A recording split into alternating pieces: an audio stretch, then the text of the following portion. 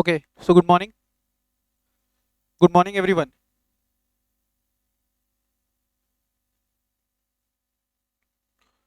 So, in this session, we are going to start with your chapter number 3,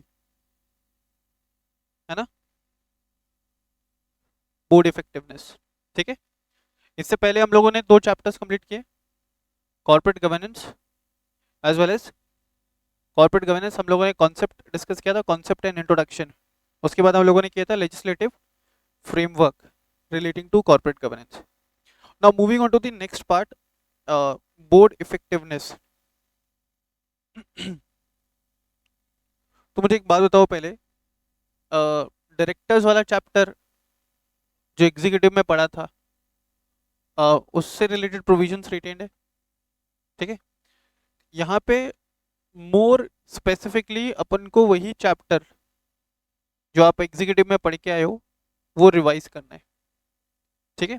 अब तुम समझो, पहले इस चैप्टर का नाम बोर्ड इफेक्टिवनेस क्यों, और ये चैप्टर क्यों आपको चैप्टर नंबर 3 दिया गया है. ठीक है. चैप्टर नंबर 1 में तुम लोगों ने पढ़ा कॉर्पोरेट गवर्नेंस का कंसेप्ट. ठीक है. What basically corporate governance is और what basically good governance is. What is good governance? Governing the organization in such a manner so that the needs and expectations of each and every stakeholders of the company gets fulfilled. है ना? A company can achieve good governance by following ethical business practices and ensuring all the compliances applicable on the company. ठीक है. फिर first chapter में तुमने पढ़ा benefits, needs, elements. ठीक है. फिर तुमने पढ़ा था ट्रेसेस ऑफ कॉर्पोरेट गवर्नेंस. ठीक है. इन हिस्टोरिकल टाइम्स या इन एंशियंट टाइम्स. फिर और क्या पढ़े थे उधर? हाँ, कॉर्पोरेट गवर्नेंस थियरीज पढ़ा था. ठीक है. कॉर्पोरेट गवर्नेंस थियरीज पढ़ा था. फिर कुछ मॉडल्स आपने पढ़े थे. ठीक है. जो मैंने आपको कहा था कि भाई मिसलेनियस क्लासेस में पढ़ाऊंगा. ठीक है. सेकंड चैप्टर में तुमने पढ़ा लेजिस्लेटिव फ्रेमवर्क. अब फर्स्ट चैप्टर में मैंने तुमको एक चीज़ बताया था कि कंपनी गुड गवर्नेंस इंश्योर कर सकता है बाय इंश्योरिंग एक कंपनी गुड गवर्नेंस इंश्योर कर सकता है by ensuring all the compliances. है ना? By ensuring all the compliances of applicable laws, rules and regulations. यही बताया था. ठीक है. तो कौन कौन से कंप्लाइंसेस कंपनी को फॉलो करना है. ठीक है. Under different requirements. ठीक है. एज पर डिफरेंट रिक्वायरमेंट्स, वो आपने पढ़ा चैप्टर नंबर 2 के अंदर. ठीक है. चैप्टर नंबर 3 में आपको दिया हुआ है बोर्ड इफेक्टिवनेस. अब तुम समझो कि ये चैप्टर आपको क्यों गिवन है एज अ चैप्टर नंबर 3. तो मैंने तुमको फर्स्ट लेक्चर में भी बताया था that in order to ensure the good governance, in order to ensure the good governance, सबसे मोस्ट इंपॉर्टेंट जो एलिमेंट है या जो सबसे मोस्ट इंपॉर्टेंट रोल प्ले करते हैं वो है कंपनी के बोर्ड ऑफ डायरेक्टर्स. ठीक है. वो है कंपनी के बोर्ड ऑफ डायरेक्टर्स. मैंने वहां पे आपको बताया था that it is the board of directors of the company who will set the trend from the top, है ना, for the other subordinates to follow. ठीक है. कंपनी के जो सबऑर्डिनेट्स है या जो लोअर लेवल मैनेजमेंट पे लोग हैं वो कंपनी के बोर्ड ऑफ डायरेक्टर्स को देखकर ही सीखेंगे. तो अगर कंपनी का बोर्ड ऑफ डायरेक्टर्स सीरियस नहीं है गुड गवर्नेंस को लेकर के, तो वो कंपनी के लिए या वैसी कंपनीज के लिए it would be very difficult to ensure good governance और it would be very difficult to ensure corporate governance. Is it clear? तो किसी भी कंपनी का जो बोर्ड ऑफ डायरेक्टर्स है, किसी भी कंपनी का जो बोर्ड ऑफ डायरेक्टर्स है, उसको सबसे इंपॉर्टेंट, सबसे क्रूशियल रोल प्ले करना पड़ेगा. They have to be very serious. ठीक है. They have to be, they have to adopt a very serious approach towards good governance, towards good governance. Is it clear? अब company का board of directors, ठीक है, seriousness दिखा सकता है या एक अच्छा अप्रोच फॉलो कर सकता है towards good governance only when, जब कंपनी के बोर्ड ऑफ डायरेक्टर्स का जो कंपोजिशन है वो इफेक्टिव है. ठीक है. बोर्ड ऑफ डायरेक्टर्स का जो कंपोजिशन है वो इफेक्टिव है. अब सर आप बोल रहे हो कि बोर्ड ऑफ डायरेक्टर्स का कंपोजिशन इफेक्टिव है. इफेक्टिव कब होगा बोर्ड ऑफ डायरेक्टर्स का कंपोजिशन? जब कंपनी के बोर्ड ऑफ डायरेक्टर्स में executive as well as non executive as well as independent directors का जो कंपोजिशन है वो बैलेंस्ड है, ठीक है। When there is a balanced composition of executive, non-executive as well as independent directors of the company। And इसमें भी more specifically अगर किसी कंपनी के बोर्ड ऑफ डायरेक्टर्स में maximum number of directors non executive directors है या maximum number of directors independent directors है, बात समझ में आ रहा है क्या? अगर किसी भी कंपनी के बोर्ड ऑफ डायरेक्टर्स में maximum number of directors are non executive directors और दे आर इंडिपेंडेंट डायरेक्टर, तो it is going to increase the level of transparency, है ना, it will going to increase the level of transparency in the dealings of the company. क्योंकि भाई company के board of directors में ऐसे लोग हैं जो फुल टाइम बेसिस पे एम्प्लॉयड ही नहीं है, तो वहां पे चांसेस बहुत ज्यादा है that they will be indulged, ठीक है, in such decision making which is totally in the interest of company, है ना, which is totally in the interest of company. बात समझ में आ रही है क्या? तो अगर एक कंपनी का बोर्ड ऑफ डायरेक्टर्स इफेक्टिवली काम कर रहा है, ठीक है, अगर एक कंपनी का बोर्ड ऑफ डायरेक्टर्स इफेक्टिवली काम कर रहा है तो that will contribute more towards ensuring good governance, ठीक है। तो ये चैप्टर के अंदर ना आप मोर स्पेसिफिकली कंपनी के बोर्ड ऑफ डायरेक्टर्स के बारे में पढ़ेंगे, ठीक है।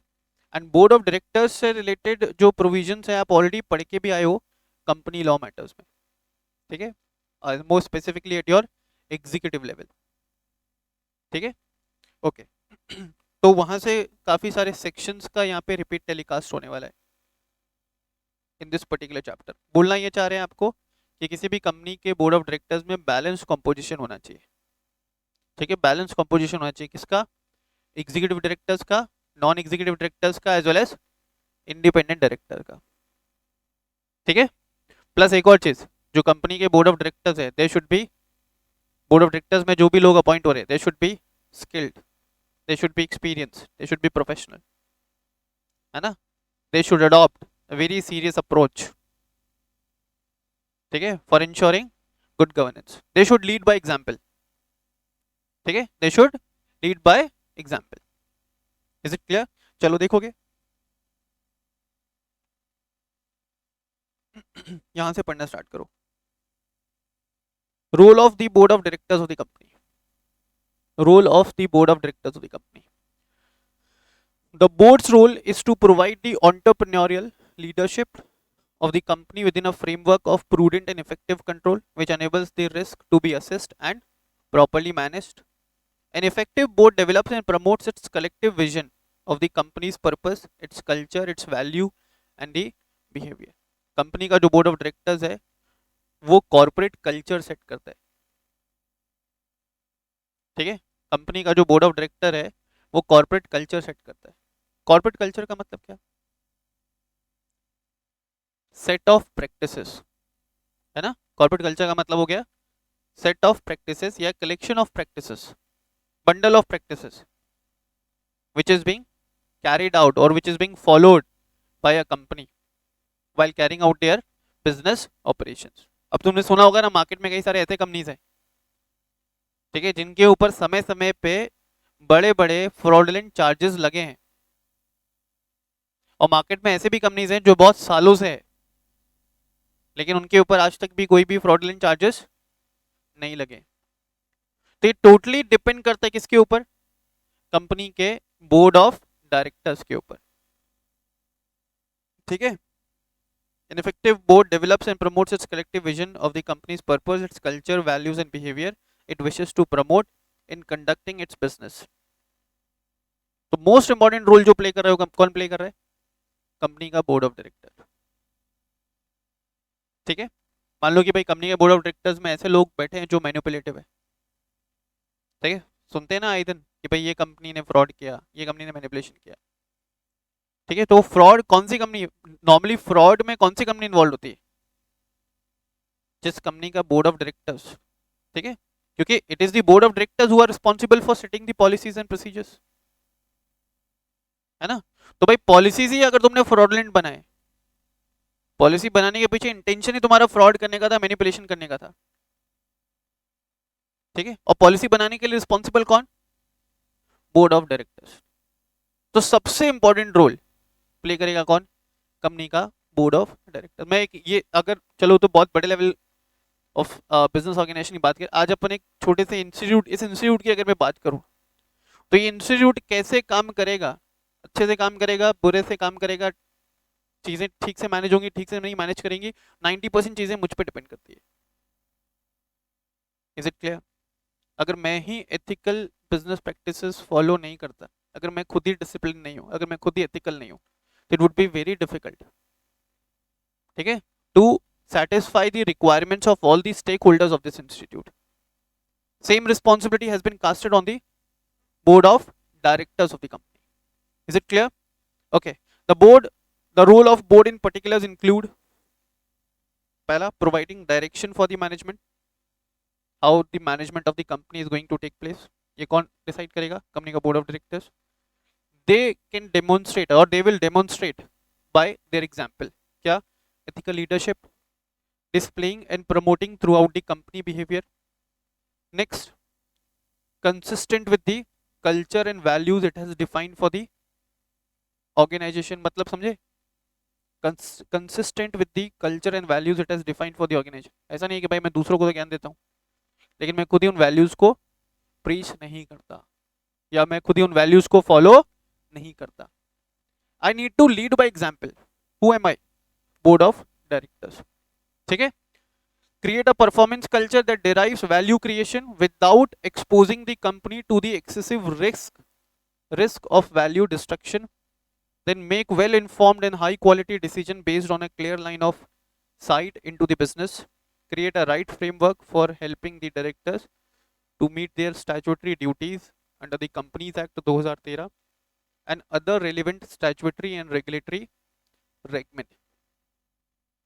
Being accountable particularly to those that provides the company's capital and think carefully about its governance arrangement and embraces evaluation of their effectiveness. भाई जो भी measures मैंने लिए हैं for ensuring governance, मुझको उसको समय समय पे क्या करना पड़ेगा? रिव्यू करना पड़ेगा, ठीक है, in order to ensure that whatever measures I have taken or whatever measures has been taken are adequate, ठीक है, are adequate for ensuring good governance or for ensuring corporate governance. Is it clear? Then meaning of board of directors, ये तुमको पहले से पता है। Board of directors ये जो टर्म है हमेशा हमेशा किसके रेफरेंस में यूज किया जाएगा? Only in relation to a company, ठीक है। पार्टनरशिप फॉर्म में there can not be any board of directors, LLP में there can not be a board of directors. इसलिए आपको डेफिनेशन देखो क्या बोलता है, बोर्ड ऑफ डायरेक्टर्स और board in relation to a company. बोले ये जो टर्म है ना बोर्ड ऑफ डायरेक्टर्स सिर्फ कंपनी के रिलेशन में यूज किया जा रहा है यहाँ पे, मतलब क्या? Collective body of the directors of the company. भाई बॉडी कॉर्पोरेट तो एलएलपी भी होता है ना, एलएलपी का बोर्ड ऑफ डायरेक्टर्स होता है क्या? ये जो टर्म है board of directors it will be use only in reference to a company. इसका क्या मतलब है? कलेक्टिव बॉडी ऑफ डायरेक्टर्स, ठीक है। It is defined under section 2 clause 10 companies act 2013, ठीक है। फिर डायरेक्टर्स कौन होते हैं सब तुमको पहले से मालूम है। डायरेक्टर्स कौन होते हैं? Who are appointed to the board of directors of the company. तो whether it is mandatory for every company to have board of directors? Yes. कौन से सेक्शन में गिवन है ऐसा? It is given under section 149, ठीक है। Every company is mandatorily to have board of directors consisting of 2 directors at least in case of a private company and consisting of at least 3 directors in case of a public company. In case of OPC it will be 1, maximum सबके लिए कितना? 15. However it can be increased beyond 15 by passing a special resolution. Is it clear? उसके बाद आपको दिया types of directors. तो ये सब चीजें तुमको मालूम होगा पहले से। एग्जीक्यूटिव डायरेक्टर्स कौन होता है? who are in whole time employment of the company, ठीक है। एग्जीक्यूटिव डायरेक्टर्स और whole time directors. Whole time directors कौन? who are in whole time employment of the company। फिर होता है नॉन एग्जीक्यूटिव डायरेक्टर्स, इसको अपन पार्ट टाइम डायरेक्टर्स भी बोलते हैं। ये बेसिकली कौन होते हैं? प्रोफेशनल्स, ठीक है, professionals, person with high skilled, high skills and experience, ठीक है, जो कंपनी के बोर्ड ऑफ डायरेक्टर्स के साथ जुड़े हैं just in order to give their expert consultancy, expert suggestion, expert recommendation to the management of the company. They need not to come on daily basis. Is it clear? They will come and attend the meeting, and for attending a particular meeting, they will be charging sitting fees, which shall not exceed 1 lakh per sitting. है ना? ऐसा था. फिर women director से related provision, ये अपन ने पढ़ा था कि कुछ कंपनीज के लिए कंपनीज एक्ट 2013 में मैंडेटरी कर दिया गया था that such companies are required to have at least one woman director to be appointed on their board. Then resident director से related provision, independent director कौन था? तो यहाँ पे अपन ने पढ़ा था कि इंडिपेंडेंट डायरेक्टर इन जनरल अगर अपन बात करें, ऐसा कोई भी बंदा जो कंपनी के बोर्ड ऑफ डायरेक्टर्स पे अपॉइंट किया जा रहा है और जिस बंदे का किसी भी प्रकार का कोई भी डायरेक्ट या इनडायरेक्ट इंटरेस्ट एसोसिएटेड नहीं है, किसके साथ? कंपनी के साथ, ठीक है. नॉमिनी डायरेक्टर कौन था? Nominee director is a director who is appointed on the board of the company to represent the interests of any particular stakeholder. That can either be central government, state government, and more specifically होता है banks and financial institutions. उसके बाद है small shareholder director. Small shareholder director कौन? Small shareholder कौन होते हैं? जिन्होंने 20,000 रुपए तक का इन्वेस्टमेंट किया कंपनी में, है ना. तो भाई इन ऐसे शेयर होल्डर्स के इंटरेस्ट को रिप्रेजेंट करने के लिए कंपनी के बोर्ड ऑफ डायरेक्टर्स में small shareholder director appoint किया जा सकता है. तो ये टाइप्स ऑफ डायरेक्टर्स आपको गिवन है. अपार्ट फ्रॉम दिस सेक्शन 161 अगर तुमको याद हो, alternate director, additional director, then director in case of casual vacancy, ठीक है. चलिए देखोगे. तो अब ये executive director, non executive director and shadow director. Shadow director कौन होता है? अब समझो, शैडो डायरेक्टर का जो कंसेप्ट है ना, वो कंपनीज एक्ट 2013 में है ही नहीं. This concept was used to prevail in companies act 1956, क्योंकि कंपनीज एक्ट 1956 में डायरेक्टर्स का डेफिनेशन कुछ और हुआ करता था, ठीक है. कंपनीज एक्ट 2013 में डेफिनेशन क्या है? कंपनीज एक्ट 2013 में डायरेक्टर का क्या डेफिनेशन है? Any person who is appointed to the board of directors of the company, ठीक है. तो as per the definition given under companies act 2013, सिर्फ उन लोगों को डायरेक्टर माना जाएगा जो कंपनी के बोर्ड ऑफ डायरेक्टर्स पे अपॉइंट किए गए. लेकिन कंपनीज एक्ट 1956 क्या बोलता था पता है? Any person occupying the position of director by whatever name called, by whatever name called. तो कंपनीज एक्ट 1956 में ऐसा था कि ऐसा कोई भी बंदा जो डायरेक्टर के जैसा काम कर रहा है वो डायरेक्टर है. ऐसा कोई भी बंदा जो डायरेक्टर के जैसा काम कर रहा है ना, वो डायरेक्टर है. तो डायरेक्टर का काम क्या होता है? Basically to manage the affairs, है ना, to manage the affairs of the company. तो बोला ऐसा कोई भी बंदा जो डायरेक्टर के जैसा काम कर रहा है, even though he is not appointed on the board of director, still that person will be considered as director. लेकिन कंपनीज एक्ट 2013 क्या बोला? सिर्फ वही बंदे इंक्लूड होंगे डेफिनेशन में जो कंपनी के बोर्ड ऑफ डायरेक्टर्स में अपॉइंट किए गए, ठीक है. तो शैडो डायरेक्टर का कंसेप्ट देखो क्या बोलता है. शैडो डायरेक्टर का कंसेप्ट बोलता है कि भाई ऐसा कोई बंदा जो डायरेक्टर के जैसा काम कर रहा है, ठीक है, या जिसके इंस्ट्रक्शंस को कंपनी मान रही है. नॉर्मली कंपनी डायरेक्टर्स के इंस्ट्रक्शंस को मानती है ना, ठीक है. कंपनी डायरेक्टर्स के इंस्ट्रक्शंस को मानती है, प्लस ऐसे सभी पर्सन के इंस्ट्रक्शंस को मानती है who are discharging their responsibility in the statutory capacity. For example auditors of the company, for example auditors of the company. बात समझ में आ रही है?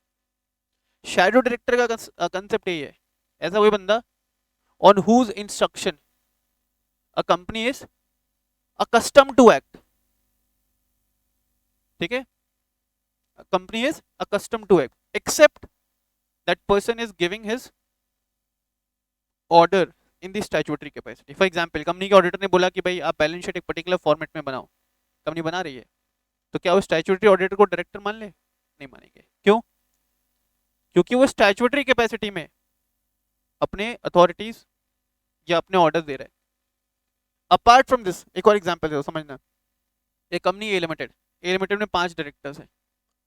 अब वो कंपनी अब वो कंपनी का जो बोर्ड ऑफ डायरेक्टर है ना, वो कोई भी ट्रांजेक्शन मेंटर करता ही नहीं है बिना बाबा बंगाली से पूछे हुए।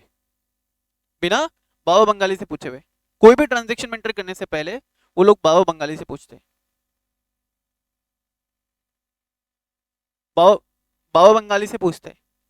तो भाई बाबा बंगाली के इंस्ट्रक्शंस को फॉलो कर रहे हैं ना, तो जो बाबा बंगाली है उसको अपन क्या बोल सकते हैं? कंपनी का shadow director. Is it clear?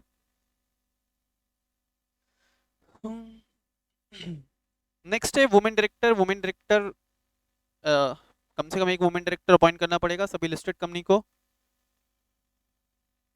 या दूसरे सभी पब्लिक कंपनी को जिनका पेड अप कैपिटल है कम से कम 100 crore.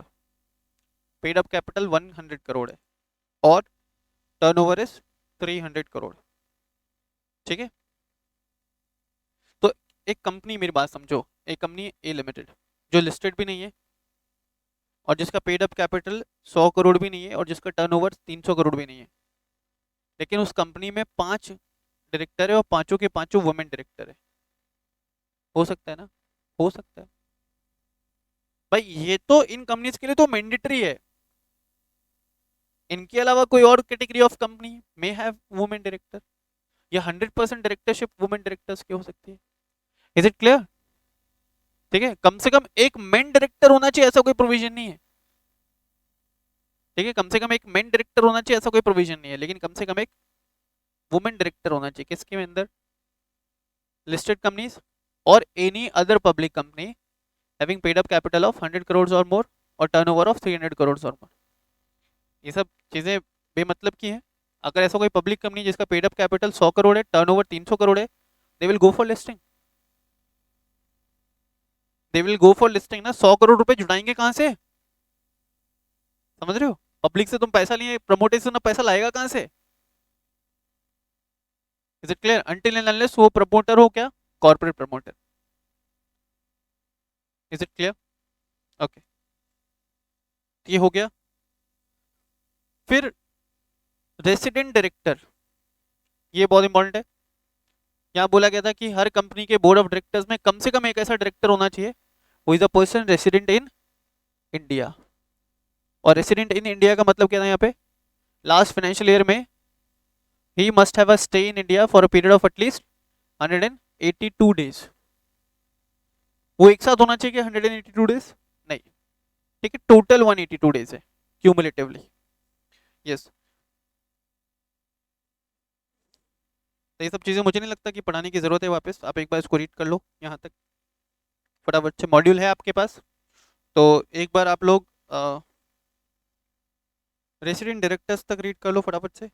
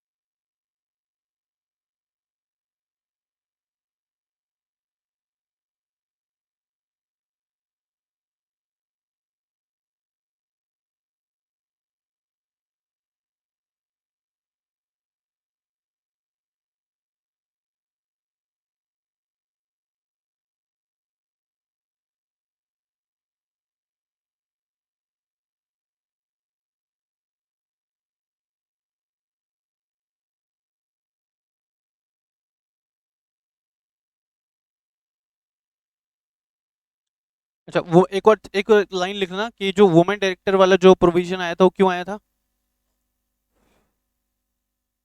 To promote gender equality.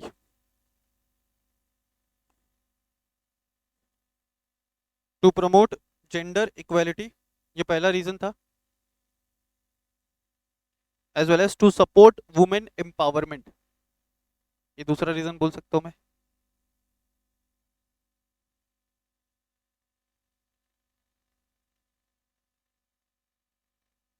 Common seal तो अभी मैंडेटरी नहीं है, हट नहीं गया। अ कंपनी में हैव कॉमन सील।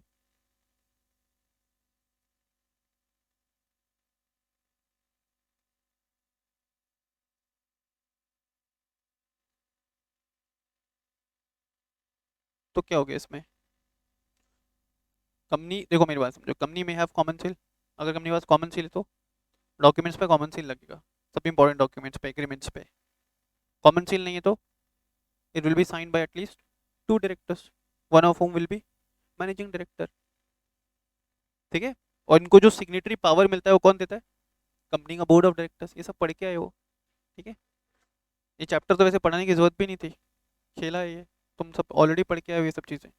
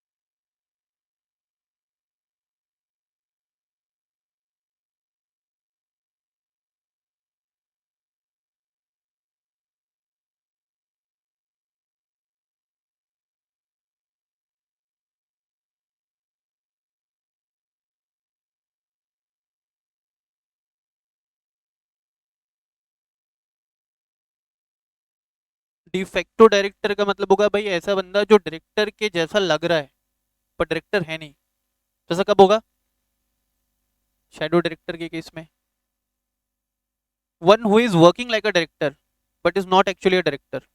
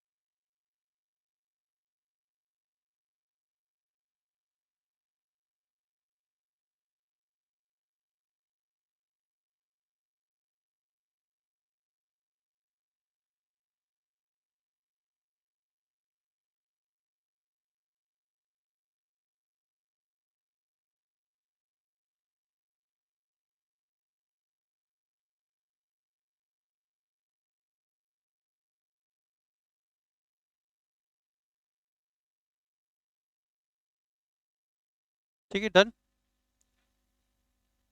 सारे पढ़ लिए। Okay, next small share holder, ये सब हो गया।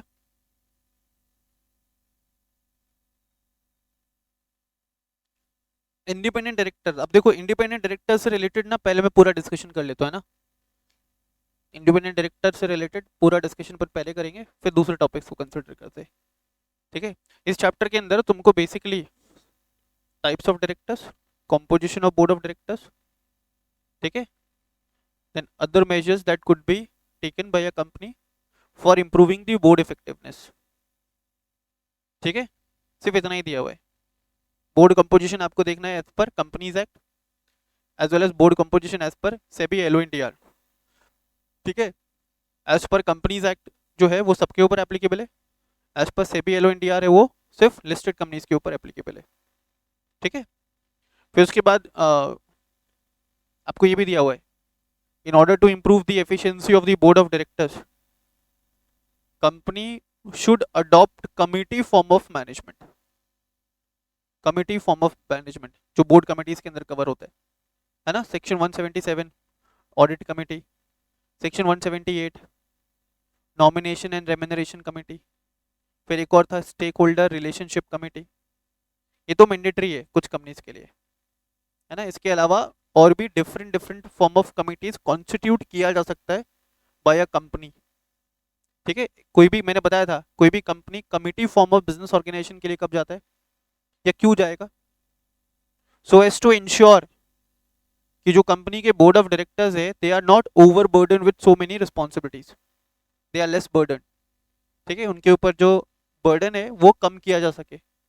अगर बोर्ड ऑफ डायरेक्टर्स के ऊपर तुम बर्डन कम कर रहे हो तो ultimately it will contribute towards improving the quality of decision making. भाई बोर्ड ऑफ डायरेक्टर्स को बैठाने का जो मेन काम है वो क्या है कि उनका डिसीजन मेकिंग का क्वालिटी इंप्रूव हो। ये सुनो, तो board of directors decision making पे ज्यादा फोकस करे rather than the other important areas, है ना। और दूसरे इंपॉर्टेंट एरियाज पे फोकस करने के लिए कंपनी क्या करे, कमिटीज कॉन्स्टिट्यूट करे। अब हो सकता है कि भाई मेरा मेन एरिया पढ़ाने का हो सकता है तो मैं दूसरी चीजें नहीं कर सकता, समझ रहे हो? तो दूसरी चीजें करने के लिए I need to appoint other personals जिनके पास एक्सपर्टीज है उसी पर्टिकुलर एरिया की। मान लो मार्केटिंग करना है, अब मुझे नहीं पता मार्केट कैसे करूं, तो मुझे अपने प्रोडक्ट को मार्केट करने के लिए क्या करना पड़े, किसी मार्केटिंग एक्सपर्ट को बुलाना पड़े या कोई मार्केटिंग टीम बनानी पड़े, तभी मैं इसको ग्रो कर पाऊंगा। Same thing applies to company also. मेरा मेन काम क्या है, पढ़ाने पे। ठीक है, I should focus only on good quality of teaching. Same things are applicable in case of board of directors of company also. Is it clear? तो यही सभी चीजें पढ़ना है आपको। इंडिपेंडेंट डायरेक्टर्स के रिलेशन में अपन डिस्कशन कर लेते हैं। इंडिपेंडेंट डायरेक्टर कौन होता है? इंडिपेंडेंट डायरेक्टर इन जनरल अगर अपन बात करें तो ऐसा बंदा जिसका किसी भी प्रकार का कोई भी इंटरेस्ट नहीं जुड़ा है किसके साथ, कंपनी के बोर्ड ऑफ डायरेक्टर्स के साथ या कंपनी के साथ। ठीक है, हु हैज नो डायरेक्ट और indirect interest associated with the company. ठीक है, हु हैज नो डायरेक्ट और indirect interest associated with the company. तो बेसिकली अगर किसी कंपनी में इंडिपेंडेंट डायरेक्टर है या किसी कंपनी के बोर्ड ऑफ डायरेक्टर्स में इंडिपेंडेंट डायरेक्टर्स का नंबर ज्यादा है, मतलब ज्यादा independent director, majority independent directors है, तो अपने आप क्या होने वाला है, क्वालिटी डिसीजन मेकिंग होने वाला है। ठीक है, ऐसे डिसीजंस लिए जाएंगे जो कंपनी के ओवरऑल इंटरेस्ट में हो। Is it clear? देखिए, independent directors play a very pivotal role, pivotal मतलब a very important role in maintaining a transparent working environment in the corporate regimen. Independent director constitutes such category of directors who are expected to have impartial and objective judgment for the proper functioning of the company. Section 2 clause 47 of the Companies Act 2013 provides that independent director means a director referred to in subsection 6 section 149. Details pertaining to the independent director are discussed later in this chapter. एक बार मैं सीधे आ जाता हूँ। अच्छा, एक और requirement पढ़ लो पहले, सेक्शन 149 सबसेक्शन 4 का। इंडिपेंडेंट डायरेक्टर तुमको डिफाइन किया हुआ है, ठीक है, सेक्शन 149 सबसेक्शन 6 में। सेक्शन 149 सबसेक्शन 4 बोलता है कि कौन कौन सी कंपनीज को कितना इंडिपेंडेंट डायरेक्टर रखना है। लिखा है, it provides that every listed company shall have at least 1/3 of the total number of directors as independent director, and the central government may prescribe the minimum number of independent director in any case, in the case of any class or classes of public company. For the purpose of this subsection, any fraction contained in such 1/3 shall be rounded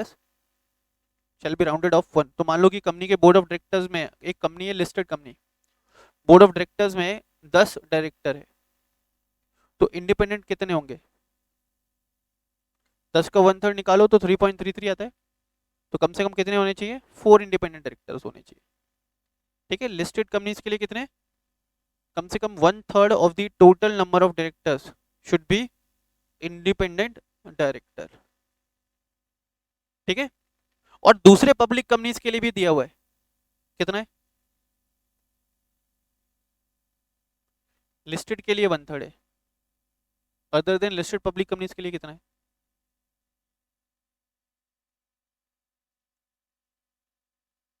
चलो कोई बात नहीं, होता है ऐसा, है ना।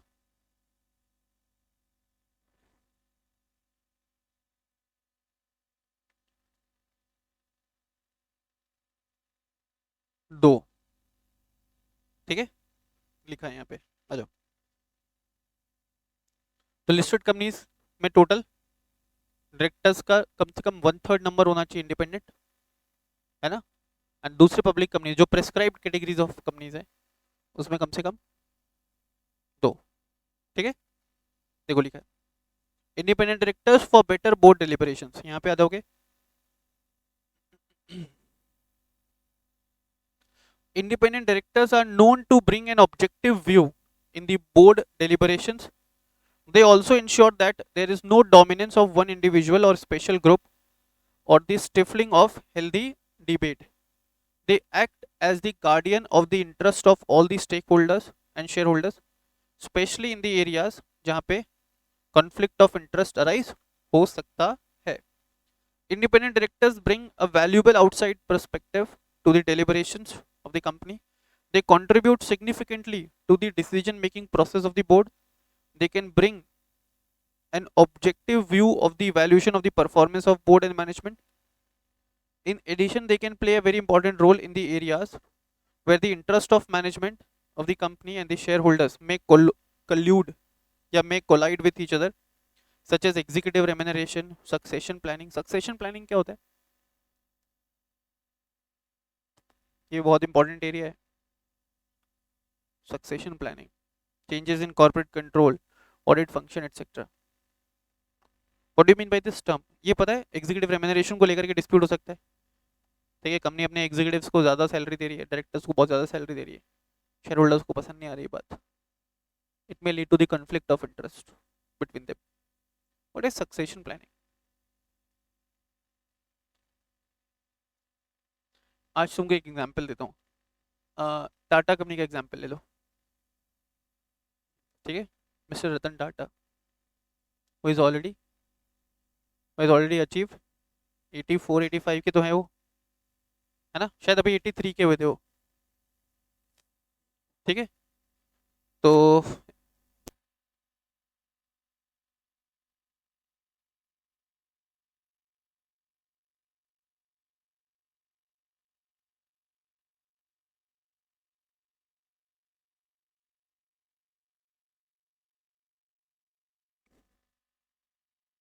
आज से 10 साल 15 साल 20 साल, मैं तो बोलता हूँ 50 साल भी हो रहे हैं, पर आज से 10 साल 15 साल 20 साल के बाद हो सकता है ये मे नॉट लिव, है ना, और उनका कोई सक्सेसर भी नहीं है, इज सिंगल। क्या वो तो चलो किसी को रखा होगा, पोता कैसे होगा भाई? पोता कैसे होगा जब बेटा ही नहीं है तो पोता कैसे होगा? किसी बातें कर रहा है?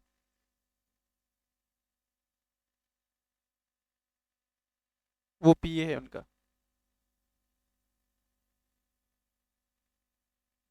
ठीक है, तो उनके बाद उस कंपनी का क्या होगा? मुकेश अंबानी के बाद रिलायंस का क्या होगा? कुमार मंगलम बिरला के बाद वो आदित्य बिरला ग्रुप का क्या होगा? ठीक है, तो उसी को अपन बोलते हैं सक्सेशन प्लानिंग। भाई आज तो है। ठीक है, अब किसी शेयर होल्डर ने आज पैसा लगाया उसने ये सोच के थोड़ी ना लगाया, समझ रहे हो? शेयर होल्डर ने ये सोचे थोड़ी ना पैसा लगाया कि जब तक ओनर जिंदा है तब तक पैसा रखेंगे, और कंपनी भी ये सोचे थोड़ी ना चलती है। कंपनी है परपेचुअल सक्सेशन। परपेचुअल सक्सेशन जो वर्ड है वो यही डिफाइन करता है। परपेचुइटी का मतलब होता है something which will go on and on forever. Succession का मतलब है from one generation to the another generation. Dhirubhai Ambani के सक्सेसर, मुकेश भाई अंबानी के सक्सेसर है तो ठीक है, नहीं है तो कंपनी को देखना पड़ेगा ना कि who is going to be the successor of company. Apple company का एग्जांपल ले लो, Steve Job is not not there, but still that company is one of the most profitable company in the world. तो वो succession planning नहीं होता तो Steve job के साथ वो कंपनी भी बंद हो जाती। Is it clear? तो ये भी बहुत इंपॉर्टेंट एरिया है जो कंपनीज को कंसिडर करना रहता है ना, in order to address the interest of the stakeholders of the company. Is it clear? Change in corporate control, audit function etcetera, देखो आ जाओगे। हाँ।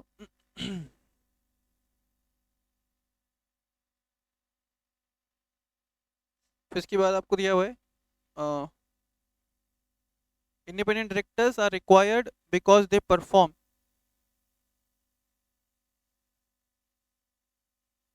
the following important role. पहला, they balance the conflicting interest of all the stakeholders. They facilitate, they provide for withstanding and countering pressures from the owners. Owners कौन है? Shareholders.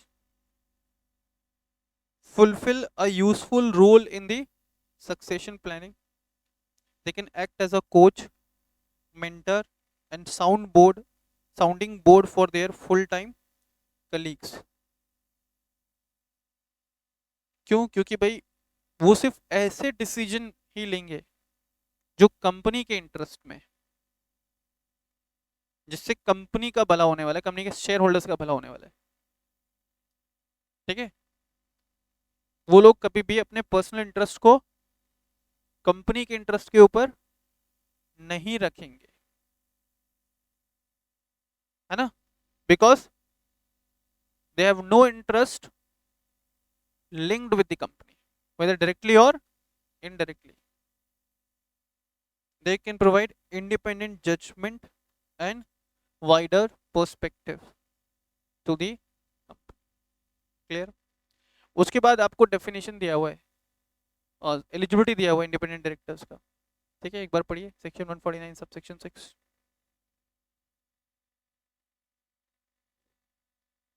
ये exam के लिए याद रखना है क्या? नो। हाँ, सेक्शन 149 सब सेक्शन 6 में जो क्वालिफिकेशन दिया हुआ है ना, वो एग्जामिनेशन पर्पस के लिए याद रखना है क्या? Answer is no. ठीक है।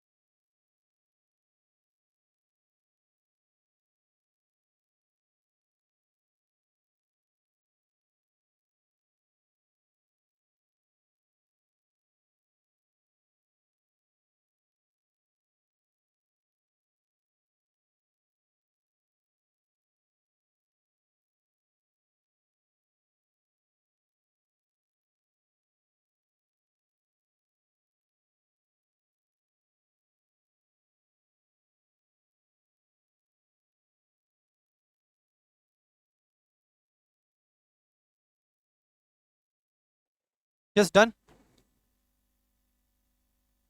बस एक बार इसको देखो, इसको बस ये जो डेफिनेशन है ना, एक mere reading will serve the purpose, है ना। इंडिपेंडेंट डायरेक्टर से रिलेटेड प्रोविजंस अपन को मालूम होना चाहिए as far as this paper is concern, ठीक है। तो मैं ये जो है डेफिनेशन के डिस्कशन में नहीं जा रहा हूँ, ठीक है, which is specified in section 149 subsection 6। In case अगर आपको पढ़ने के बाद भी कोई डिफिकल्टी आती है ना, तो आप पूछ सकते हैं। रिकॉर्डेड वाले बच्चे आप व्हाट्सएप कर सकते हैं, ठीक है। अब मैं आऊँगा इधर, qualification of independent director. Independent director का अपॉइंटमेंट कैसे होता है?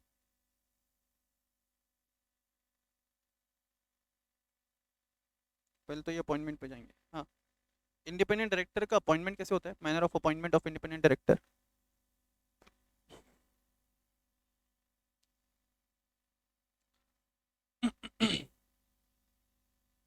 For the purpose of appointment of independent director, Ministry of Corporate Affairs has notified certain agencies, ठीक है। For the purpose of appointment of independent director, MCA has notified certain agencies who are required to maintain a data bank. That data bank will include the details of all such persons, of all such personnel who are interested in becoming the independent director of any company. Let's say मैं चाहता हूँ मेरे को किसी company में appoint किया जाए as an independent director, तो I can enrol my self with such agency. Agency कौन कौन सी है? सी ए इंस्टीट्यूट है, ICI है, ICSI है, ICMAI है, ठीक है। बोर्ड ऑफ डायरेक्टर्स, वो डेटा बैंक में से पर्सन को सेलेक्ट कर सकते हैं, ठीक है। And then after carrying out proper diligence, board of directors independent director को अपॉइंट कर सकते हैं, उस पर्सन को अपॉइंट कर सकते हैं एज एन इंडिपेंडेंट डायरेक्टर। फिर जिस बंदे को अपॉइंट किया गया एज एन इंडिपेंडेंट डायरेक्टर, उसका अपॉइंटमेंट रेटिफाई करेंगे कौन? Members in the general meeting by way of passing a ordinary resolution. Is it clear? Exactly यही प्रोसेस है, ठीक। नंबर ऑफ इंडिपेंडेंट डायरेक्टर्स तो देखेंगे। Rule 4 of the company's appointment and qualification of directors rules 2014, the following class or classes of companies shall have at least 2 directors to be appointed as an independent director. पहला, public company having paid up share capital of 10 crore or more. अभी थोड़ी देर पहले अपन ने देखा था, ठीक है। Listed companies के लिए क्या था? 1/3 of the total number of directors on their board, ठीक है, लिस्टेड के लिए। अदर पब्लिक कंपनीज एज में be prescribe by the government, तो यहाँ पे दिया हुआ है। उसमें कौन सी पब्लिक कंपनीज आ रही हैं? जिनका पेड अप शेयर कैपिटल या तो 10 करोड़ उस और उससे ज़्यादा, या जिनका टर्नओवर 100 करोड़ या उससे ज़्यादा, और जिन पब्लिक कंपनीज का outstanding loan debenture deposits exceed कर रहे कितने से? 50 करोड़ रुपीज से, ठीक है। Provided that in case of a company covered under this rule is required to appoint a higher number of independent directors due to the composition of its audit committee, such higher number of independent directors shall be applicable to it. Further, provided further that any intermittent vacancy of an independent director shall be filled up by the board at the earliest but not later than the immediate next board meeting or 3 months from the date of such vacancy, whichever is later. ब्ला ब्ला ब्ला ब्ला ब्ला ब्ला। तो यहाँ पे देखो, इन companies को कम से कम 2 independent director रखना है। कौन सी companies को? इन दूसरे पब्लिक कंपनी जो अनलिस्टेड है, अनलिस्टेड पब्लिक कंपनी जिनका paid up share capital 10 crore या उससे ज़्यादा, या जिनका टर्नओवर 100 करोड़ या उससे ज़्यादा, या ऐसे कोई भी पब्लिक कंपनी जिसके ऊपर आउटस्टैंडिंग लोन्स है, डिवेंचर्स है, डिपॉजिट्स है of an amount exceeding 50 crore rupees. In companies को कम से कम 2 इंडिपेंडेंट डायरेक्टर अपॉइंट करना है। लेकिन अगर ये कंपनी 177 या 178 में फॉल करती है, अगर ये कंपनी 177 सेक्शन नंबर 177 या 178 में फॉल करती है, तो they may have to appoint, ठीक है, more than 2 independent director in order to fulfil the requirement of audit committee, composition of audit committee. लिख लो एक बार यहाँ पे, लिख लो, एक एरो लगाओ और लिखो यहाँ पे, in case if such company, in case if such company falls under section 177, section 177 or 178 of the Companies Act 2013,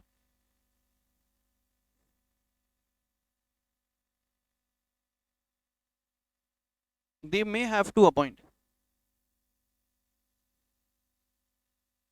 they may have to appoint more than 2 independent directors, they may have to appoint more than 2 independent directors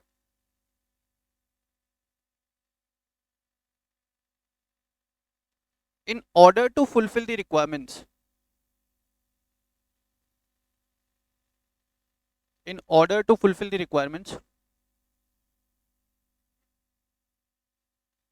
of,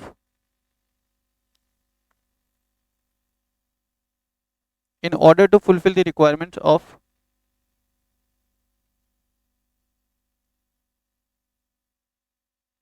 section 177 and section 178, in order to fulfill the requirements of section 177 and section 178, ठीक है, okay.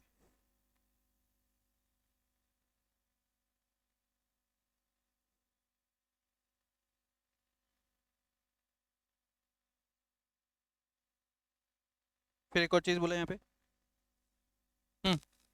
In case of, लिखो,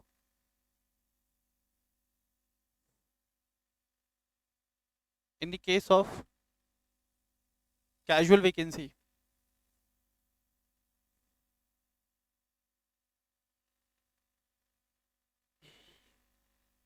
in the case of casual vacancy in the office of, in case of casual vacancy in the office of an independent director,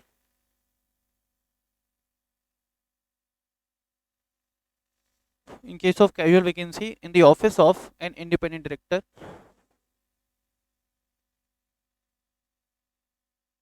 it shall be filled up by the board of directors, it shall be filled up by the board of directors in the immediately next held, in the immediately next held board meeting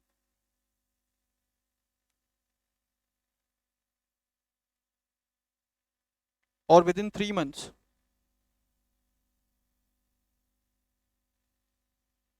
or within 3 months, whichever is later, ठीक है।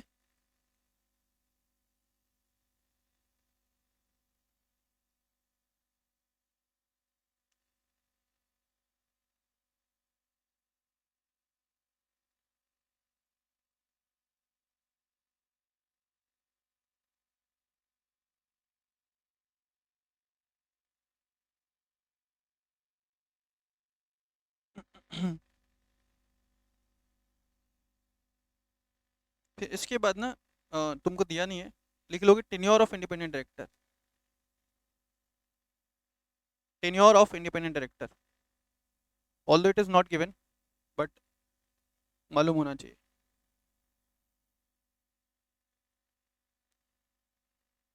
तो कितना tenure होता है, लिखो, दे रखा है,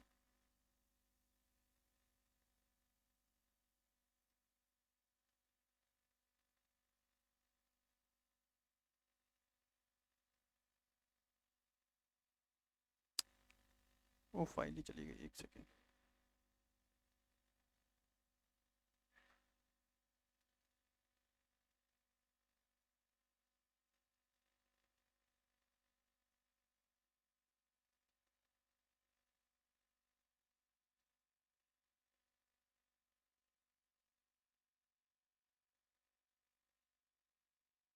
लिखो इंडिपेंडेंट डायरेक्टर का tenure.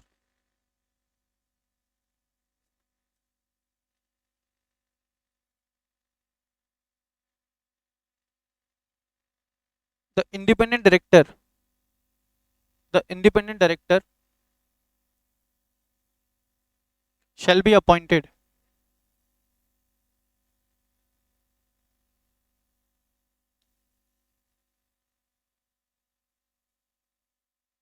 for a maximum term of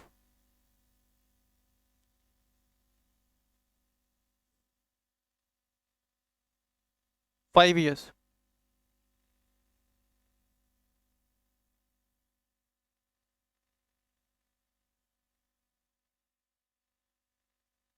for a maximum term of 5 years. Next लिखोगे, and the term shall not be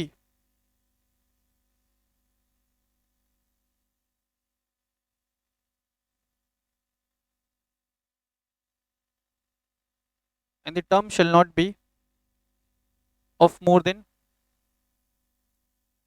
2 consecutive terms.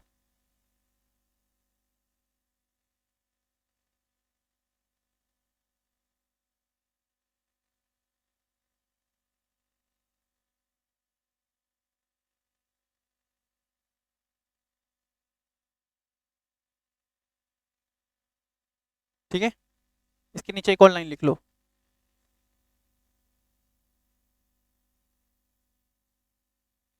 he or she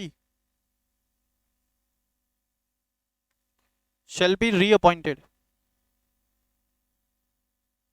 मतलब समझ रहे हो, पहला टर्म कंप्लीट किया, सेकंड टर्म के लिए he or she shall be reappointed only by way of passing, only by way of passing a special resolution, only by way of passing a special resolution in the general meeting of the company.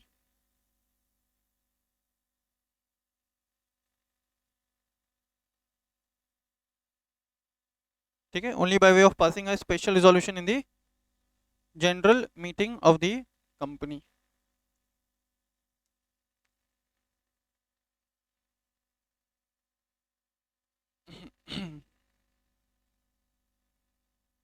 ठीक है,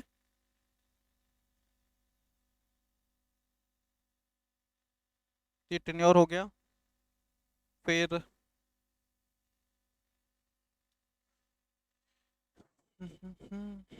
अब यहाँ पे जो resignation and removal से related provisions है वो same है जो एक ऑर्डिनरी डायरेक्टर्स के लिए एप्लीकेबल होता है ना। तो सेक्शन 168 एंड सेक्शन 169।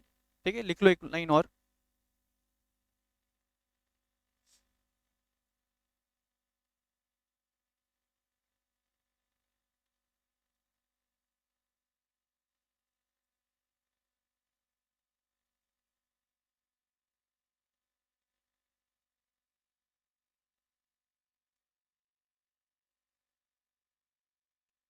लिख लोगे, the resignation of an independent director shall be in the same manner as specified or as given under section 168 and 169 of the Companies Act 2013। ठीक है, अब code of independent director, code for the independent director, और code से पहले qualification आ जाओ। तो भाई qualification कोई ऐसा कोई देखोगे यहाँ पे, क्वालिफिकेशन अपॉइंटमेंट हो गया, क्वालिफिकेशन देखो, an independent director shall possess appropriate skills, expertise and knowledge in one or more fields of finance, law, management, sales, marketing, administration, research, corporate governance, technical operations or other disciplines which are related to the company's business। नहीं मिल रहा है क्या? हाँ, rule 5 page number 97 पे आओ ना, मिल गया। मतलब उनके पास स्किल्स होना चाहिए, एक्सपीरियंस होना चाहिए, क्वालिफिकेशन होना चाहिए in any of the related discipline. Related discipline का मतलब जो कंपनी के बिजनेस से रिलेटेड है ना। आगे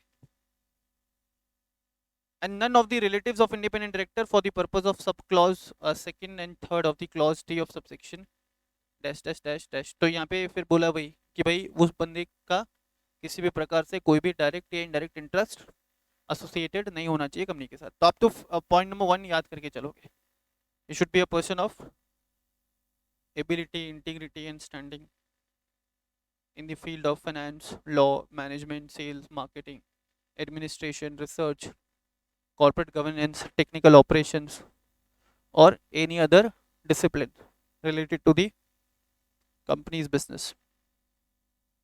Is it clear? Next है आपको code for independent director. Code में क्या पढ़ना है? सेट ऑफ रिक्वायरमेंट्स जो इंडिपेंडेंट डायरेक्टर्स के साथ एक्सपेक्ट किया जाता है, इंडिपेंडेंट डायरेक्टर से एक्सपेक्ट किया जाता है। ये सब तो चीज़ें, he needs to act in a diligent manner, he needs to act in an impartial manner, he should uphold the integrity and objectivity, probity, ये सब चीज़ें एक बार खुद से पढ़ लोगे। Code for independent director, code and duties, roles, function, duties, ये सब पढ़ लोगे, ठीक है।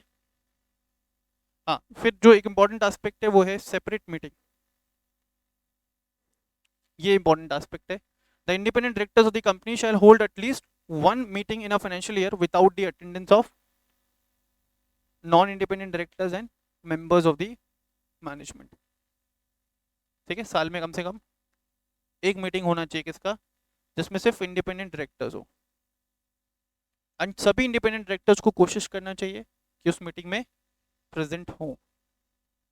वो मीटिंग में क्या करने वाले लोग, they will review the performance of non independent directors and the board as a whole.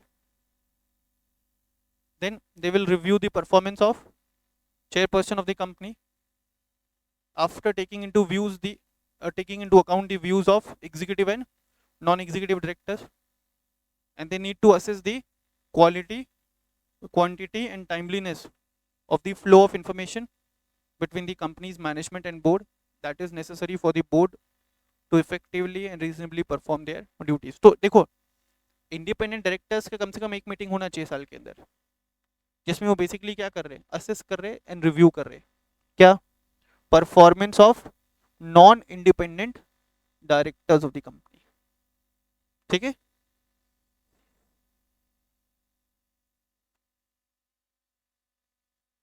That's it.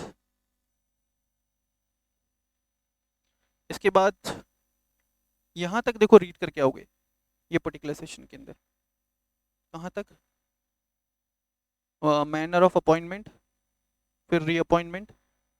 Reappointment अपन ने देख लिया, अगर पहले टेन्योर में काम अच्छा है तो दूसरे टेन्योर के लिए अपॉइंट किया जाएगा by way of passing a special resolution. ठीक है, then meaning of independent director under SEBI LO India regulations 2015, यहाँ तक आप रीड करोगे before coming into the next lecture. Next class में अपन स्टार्ट करेंगे from this particular part, that is liability of independent director. ठीक है, तो let's meet in the next class, till then bye bye.